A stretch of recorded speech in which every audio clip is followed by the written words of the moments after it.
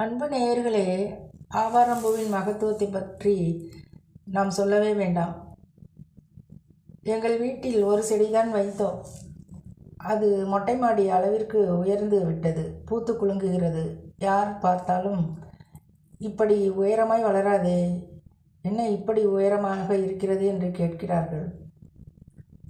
பூத்து குலுங்கும் கண்ணுக்கு அழகாக தெரியும் அவளிடம்தான் கேட்க வேண்டும், என்னம்மா மகிழ்ச்சி உனக்கு அப்படி என்று.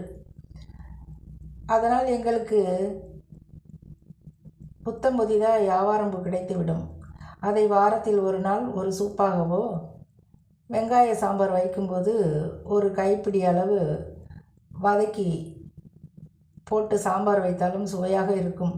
அதன் முற்றாத பிஞ்சுகளை அவரைக்காய் குழம்பை போல் வைத்தாலும் நன்றாக இருக்கும் குழம்பு. பதிவில் காண்பது முற்றிய ஆவாரங்காய் தான். மார்க்கெட் சென்றால் இந்த பூக்களை பார்த்தால் விடாதீர்கள் அன்பு நேயர்களே. எளிமையாய் சமைத்து விடலாம். மிகவும் பயனுள்ள பூ இது நம் உடலுக்கு. முயன்று பாருங்கள்.